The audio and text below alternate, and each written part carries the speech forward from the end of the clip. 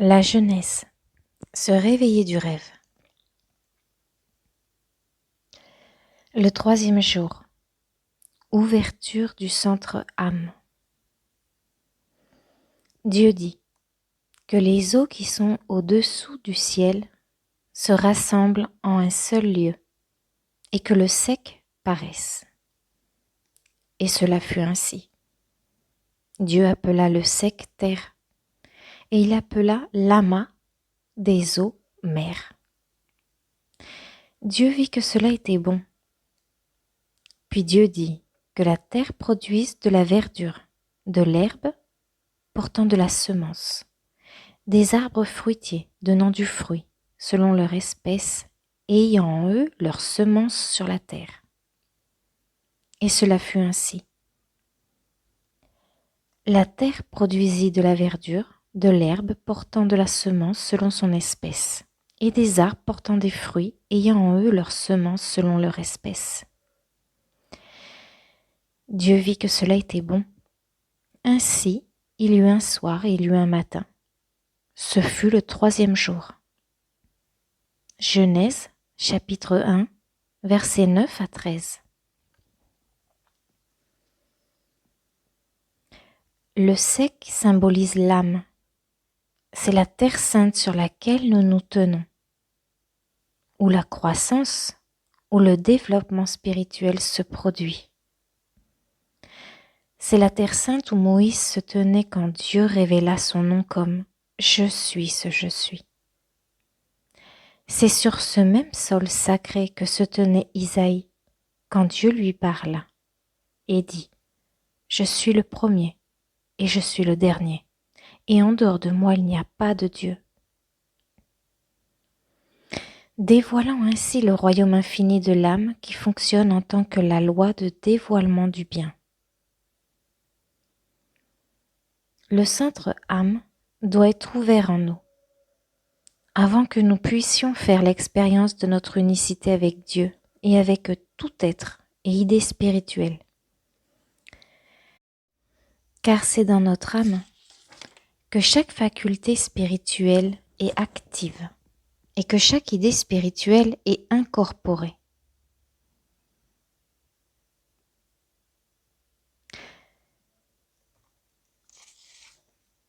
Car c'est dans notre âme que chaque faculté spirituelle est active et que chaque idée spirituelle est incorporée. Ce centre spirituel en nous est comme un bouton de rose que seule la lumière du soleil peut ouvrir. En méditation, nous sommes dans sa lumière et l'amour est réfracté à travers la beauté cristalline de l'âme.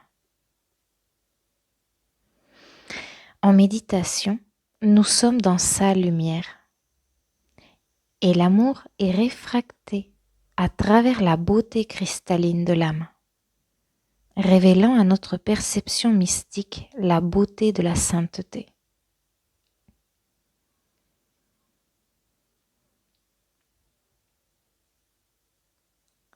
Le sec apparaît en tant que sol fertile pour que chaque attribut de l'amour croisse en nous. Il est important pour notre dévoilement spirituel de comprendre les facettes de Dieu connues en tant qu'âme et esprit.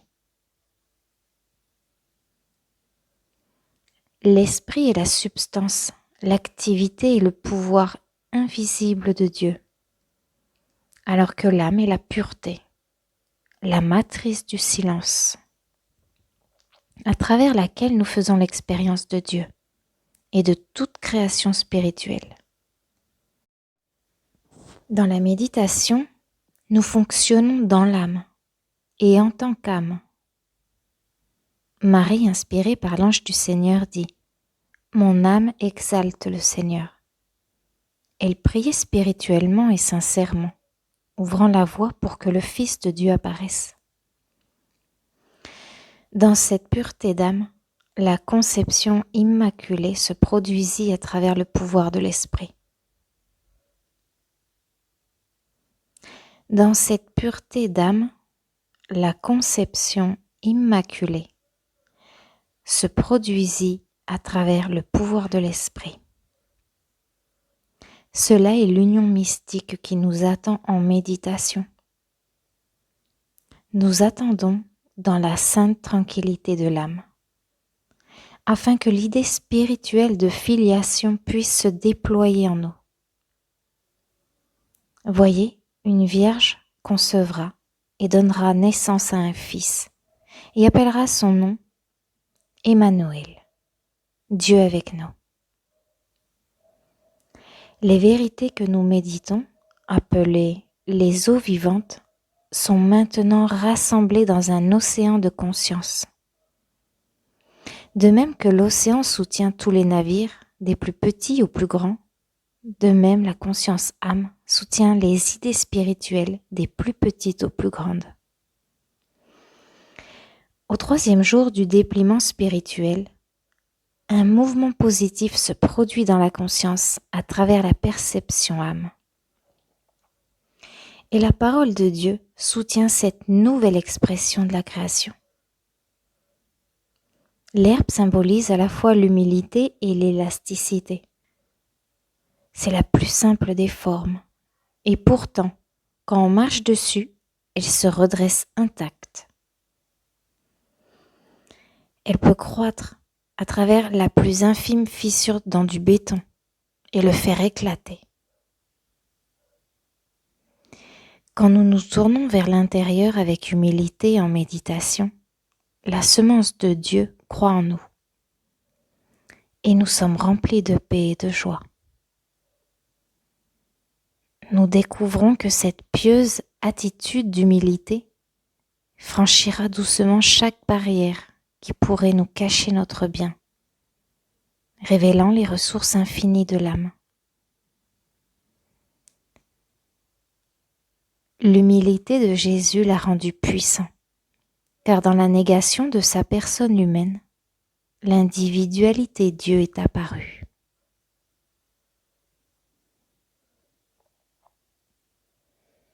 De moi-même, je ne peux rien faire. Le Père qui demeure en moi, c'est lui qui fait les œuvres. L'Esprit produit des semences spirituelles, des graines de vérité et d'amour. Ces graines sont semées dans la terre sainte, l'âme, et elles croissent par la grâce à mesure que la conscience se déploie. La terre sainte, l'âme, est le bon sol dont Jésus parle dans la parabole du semeur qui sème ses graines sur différents types de sols. La graine, la parole de Dieu, qui est semée sur le bord du chemin, rencontre beaucoup trop de résistance de la part du sens matériel de la vie. La graine semée sur le sol rocheux ne fait pas de racines et n'a donc pas de résistance en période de difficulté. La semence tombée dans les épines est étouffée par les soucis de ce monde et le désir de possession. Mais la parole de Dieu qui est semée dans l'humilité lève rapidement et porte beaucoup de fruits. L'arbre fruitier, produisant du fruit selon son espèce et portant en lui-même sa semence, révèle la loi spirituelle. C'est une nécessité absolue d'avoir une connaissance certaine de cette loi spirituelle, du semblable engendrant le semblable. Dans le sens matériel de la création, nous avons la loi de cause à effet, ou loi du karma. Cette prétendue loi est basée sur le témoignage des 5 sens physiques et non sur la vérité. Dans la création spirituelle, il n'y a qu'une seule loi, parce qu'il n'y a qu'une seule substance et une seule source. Dieu est à la fois cause et effet. L'esprit ne peut engendrer que l'esprit. Dieu s'engendre lui-même en tant que création. Par conséquent, Chaque expression spirituelle s'accomplit depuis l'intérieur d'elle-même, dans l'intégrité spirituelle. Quand les disciples ont demandé à Jésus, « Maître, qui a péché, cet homme ou ses parents, pour qu'il soit né aveugle ?» La réponse de Jésus, que ni l'homme ni ses parents n'avaient péché, corrige sans équivoque l'erreur d'une croyance en le karma ou en une quelconque cause personnelle. Cet enseignement particulier de Jésus m'a donné beaucoup de réconfort, de sûreté et d'aide dans la guérison. Le jour où mon jeune fils fut dérangé par une apparence de vilaine grosseur sur son pied, j'avais appelé une praticienne à l'aide, mais elle s'était mise aussitôt à scruter la possibilité d'une cause mentale provenant de pensées ou de sentiments erronés de mon fils ou de moi-même. Sachant intérieurement que cette approche était en contradiction avec l'omnipotence de Dieu, je mis rapidement fin à la conversation. Puis en ouvrant la Bible pour être guidé, je reçus le passage cité plus haut. En accord avec ce texte et rempli de gratitude, je relâchai toute inquiétude au sujet de l'apparence persistante. Et en quelques minutes, le pied fut complètement guéri. En me concentrant sur le fait que Dieu s'exprime en tant qu'intégrité spirituelle individuelle et que la cause et l'effet sont un, je fus libérée.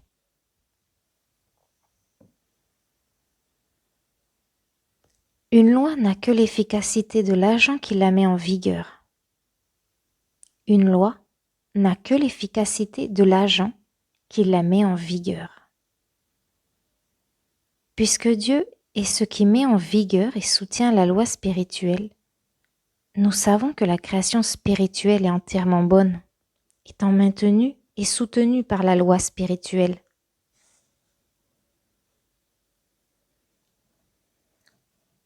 Une loi n'a que l'efficacité de l'agent qui la met en vigueur. Puisque Dieu est ce qui met en vigueur et soutient la loi spirituelle,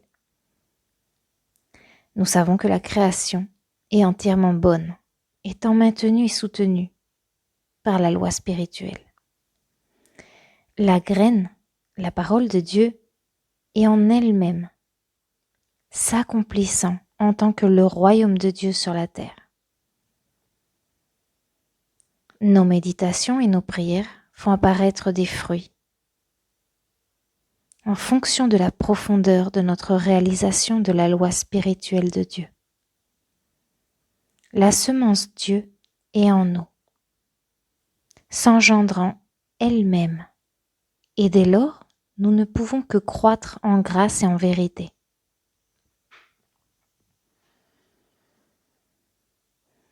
Les expressions visibles de la vie sont des concepts, des images ou reflets holographiques des idées spirituelles invisibles et parfaites de l'âme. Les concepts humains semblent changer et évoluer, mais les idées spirituelles telles que le corps, le foyer, les relations, les ressources et le gouvernement sont immortelles, éternelles, incorruptibles et invariables. Les concepts humains semblent changer et évoluer, mais les idées spirituelles, telles que le corps, le foyer, les relations, les ressources et le gouvernement, sont immortelles, éternelles, incorruptibles et invariables. Ces idées spirituelles sont à tout jamais fixées dans l'âme. Lorsque nous examinons et contemplons les idées spirituelles, elles s'amplifient et prennent des expressions nouvelles et plus gracieuses. Lorsque nous examinons et contemplons les idées spirituelles, elles s'amplifient et prennent des expressions nouvelles et plus gracieuses. Dieu exprime toutes choses à partir de sa propre bonté infinie. toute la création fonctionne par la loi de Dieu.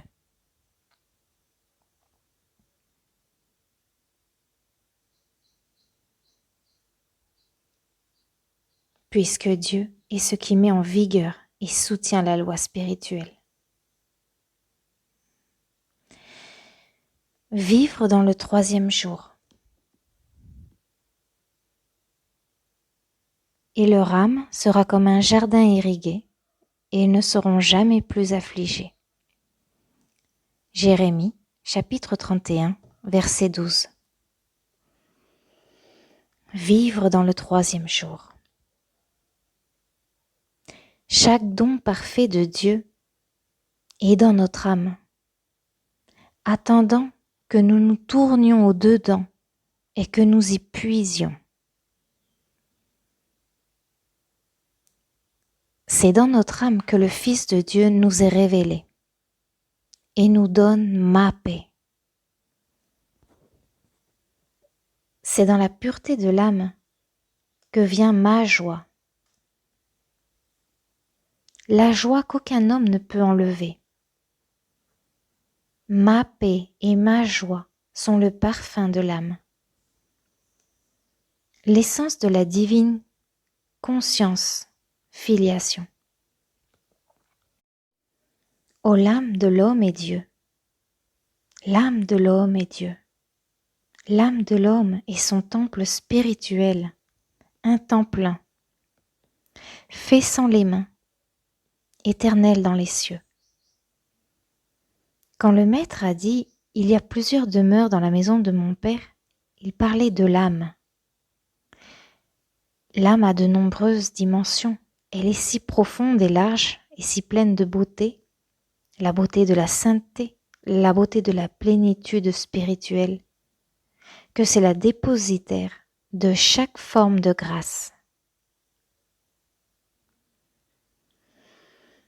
Un individu qui n'a pas trouvé le centre âme est une personnalité. Le mot persona significa masque. La personnalité masque la véritable individualité.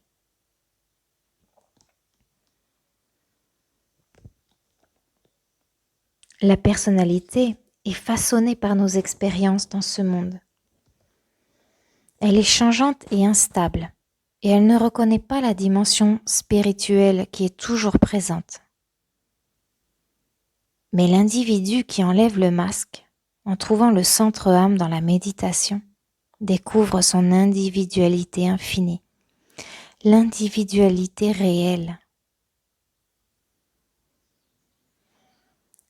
En présence de la personne que nous aimons, il y a un acte d'amour qui est automatique, qui consiste à accorder toute notre attention à notre bien-aimé.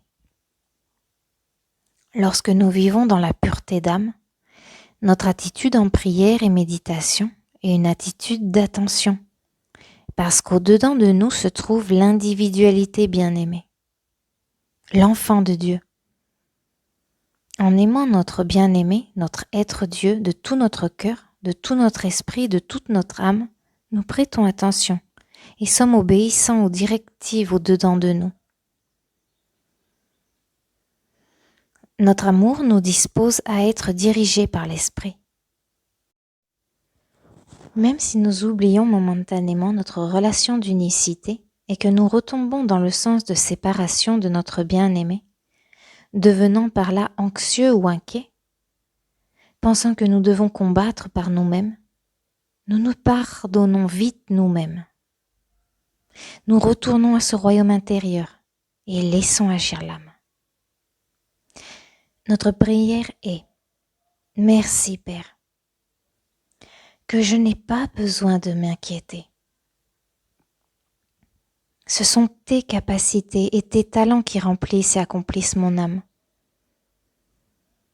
Ma vie est une activité de l'âme, une activité de la conscience, et je te la remets. Ceci est ton monde, ton royaume. Je remets tout à ta gouverne et j'observe ton œuvre.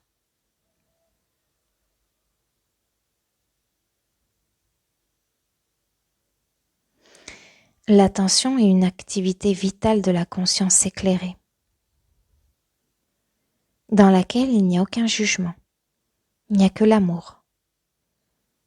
Finalement, nous parvenons à un point dans lequel notre oreille intérieure est toujours ouverte à la petite voix tranquille. C'est la prière constante, c'est prier sans cesse, indépendamment de ce qui est dit ou fait à l'extérieur. Cette oreille intérieure est toujours dans une attitude d'écoute. Parle, Seigneur, je suis à l'écoute de ta voix. En vivant entre deux mondes, nous devons aussi être attentifs à ceux qui sont attirés à nous. Cette activité d'amour est la liaison entre ceux qui sont dans ce monde et ceux de mon royaume. Quand nous aurons un iota de vérité dans notre conscience, quelqu'un va venir à nous, réclamant de nous ce que nous avons dans notre maison. Au niveau humain, notre manière la plus élevée d'aider notre famille et nos amis consiste à leur donner des conseils humains, de l'argent ou quelque forme de bien.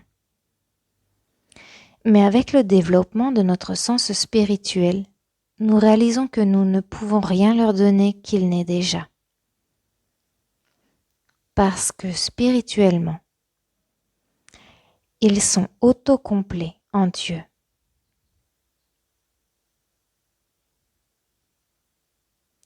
Cependant, nous leur prêtons attention et nous nous occupons d'eux au niveau spirituel, en contemplant leur individualité véritable.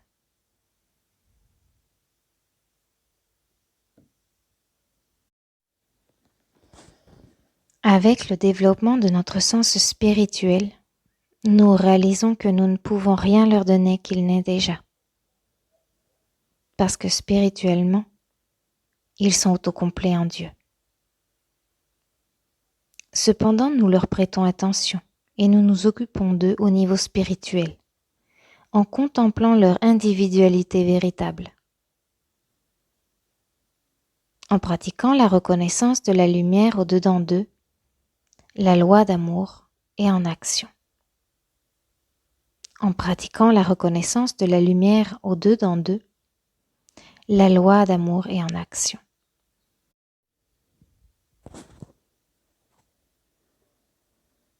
Cet acte d'amour est le vrai pardon et remplace le faux sens d'identité que nous concevons par la vraie perception.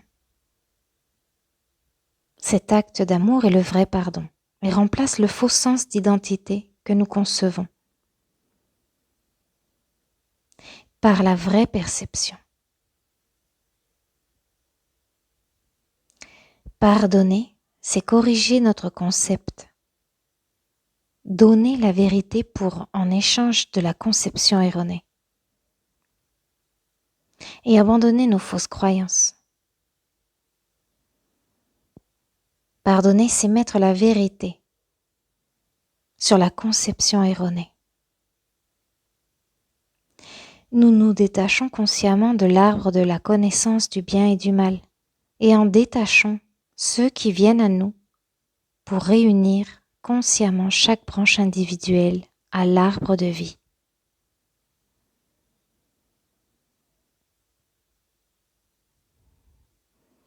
Le pardon sans cette correction est un jugement, ce que l'on pourrait appeler un pardon formaliste.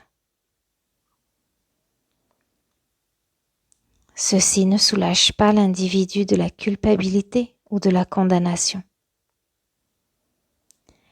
et ne nous libère pas non plus d'une attitude de jugement.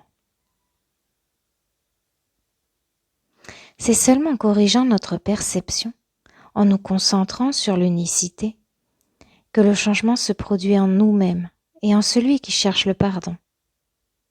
Cette action d'amour est le plus souvent accomplie dans le secret.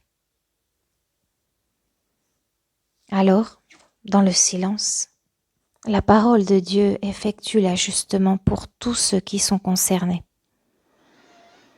Et l'harmonie est perçue.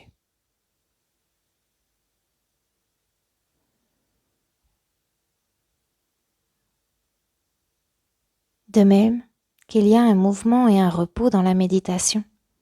De même, il y a un sentiment de détachement dans l'attention. Quand la lumière brille en nous, dissolvant le sens matériel, nous devenons tout aussi détachés des formes du bien que des formes du mal.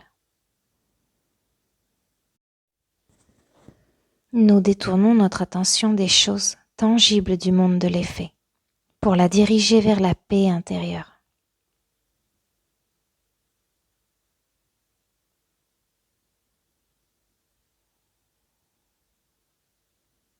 Nous commençons à apprécier la présence intérieure.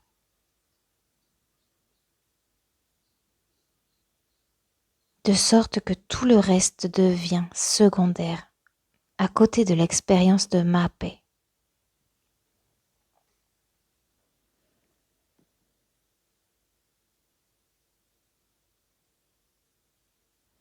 Finalement, nous sommes si détachés intérieurement que les rides de discorde qui viennent à nous sur la surface de la conscience humaine ne produisent aucune réaction. Cependant, cela ne suggère en rien un état de vide de l'esprit. Nous vivons plutôt dans un état de conscience gouverné par l'esprit. Tu garderas dans une paix parfaite celui dont l'esprit s'appuie sur toi, parce qu'il a confiance en toi.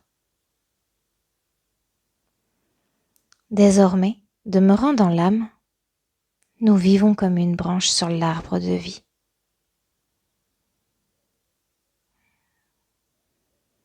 Dieu exprime tout à partir de sa propre bonté infinie. Et tout ce qui se manifeste fonctionne par la loi de Dieu. La réalisation de cette vérité change notre prière, qui passe du désir à la conviction, de la demande au remerciement. Au remerciement à Dieu pour ce qui est déjà, divinement.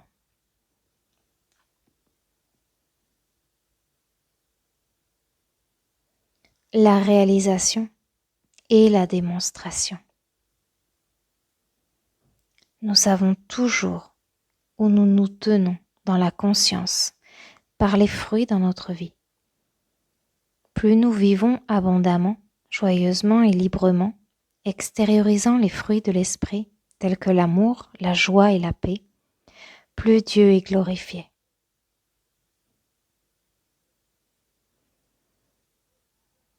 Car vous sortirez avec joie et vous serez conduits en paix. Les montagnes et les collines éclateront devant vous en chant, et tous les arbres des champs battront des mains.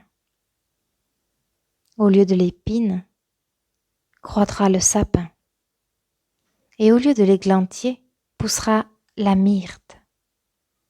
Et ce sera pour le Seigneur un nom, un signe éternel qui ne sera jamais retiré. Isaïe, chapitre 55, versets 12 à 13.